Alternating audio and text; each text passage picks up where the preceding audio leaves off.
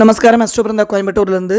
ரேவதி நட்சத்திரத்துக்கு உண்டான கல்வி, அவங்க எந்த துறையிலலாம் அவங்க இருந்தால் ஜொலிப்பாங்க அப்படிங்கிறத நான் சொல்லிடுறேன். அதுக்கேற்ற மாதிரி நீங்கள் அதுக்கேற்ற குரூப்பில் நீங்கள் 11th 12th அட்மிஷன் போடலாம். 8th அந்த குழந்தையில டைவெர்ட் பண்ணி மனசை ரெடி பண்ணி கொண்டு வரலாம். நீங்கள் எதுவுமே ப்ரெஷராக போடாதீங்க. நிறைய சிவில், மெக்கானிக்கல், எலக்ட்ரிக்கல், ஆட்டோமொபைலில் ரேவதி நட்சத்திரத்தில் நான் பார்த்துருக்கேன். ரேவதியில் ஒரு பெரிய மைனஸ் என்ன தெரியுங்களா? ஒரு விஷயத்தை செய்யும்போது, ஒரு அட்மிஷன் போட்டு ஒரு காலேஜில் போகும்போது, ஒரு ஸ்கூலுக்குள்ளே போகும்போது, ஒரு விஷயத்தை தொடும்போது ரொம்ப ஆர்வமாக முழு மனசோட இறங்குவாங்க.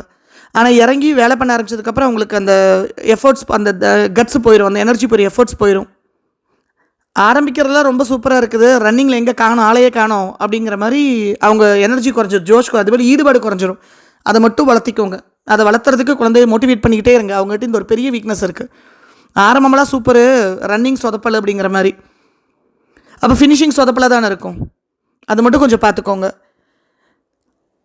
So civil, mechanical, electrical, automobile, computer, இந்த மாதிரி டெக்னிக்கலி ரொம்ப சூப்பராக அவங்க வராங்க. அங்கே பேசி நுறதலணும், யோசித்து புத்தி தேயணும், மூளை தேயணும், தொண்டை தேயணும், விரல்கள் தேயணும், கால்கள் தேயணும். அந்த மாதிரி எனர்ஜி ட்ரெயின் ஆகிற மாதிரி துறையில் அவங்க சக்ஸஸாக வந்துட்டுருக்காங்க. To gain money out of others pain or miseries or issues or trouble.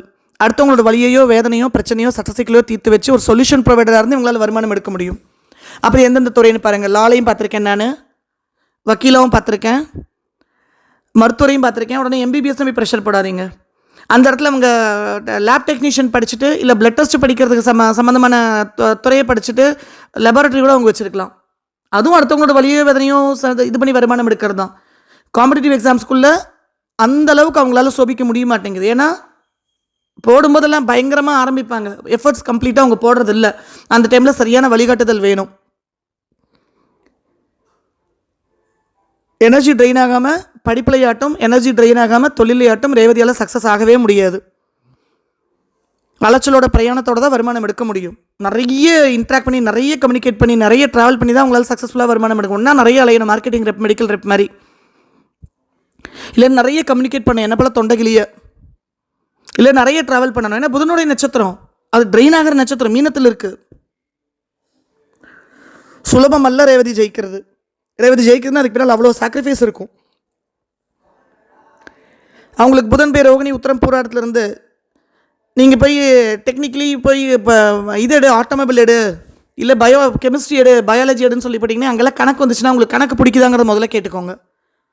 நான் ரேவதி நட்சத்திரம் என்ன மாதிரி எல்லாம் துறையில் இருக்கலாம்னு சொல்லி நான் டிஸ்கிரிப்ஷனில் ஒரு இது போடுறேன், லிஸ்ட் ஆஃப் தொழில் போடுறேன்.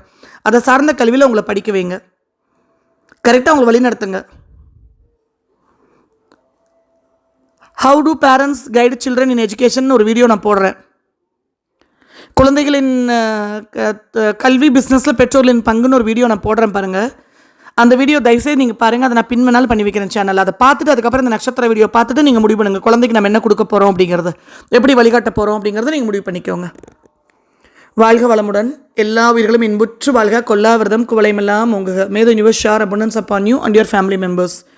எவ்வளோக்கு எவ்வளோ உயிர்கள் மேலே, பூமி மேலே இரக்கத்தோட, நன்றியுடன் உணர்வோடு வாழ்கிறோமோ அவ்வளோக்கு அவ்வளோ பிரபஞ்சம் உங்களுக்காக நின்று பேசும், பேக்கப் கொடுக்கும் உங்களுக்கு. Universe always has you back. Love you all. அஸ்ட்ரோபிருந்தா again from Coimbatore.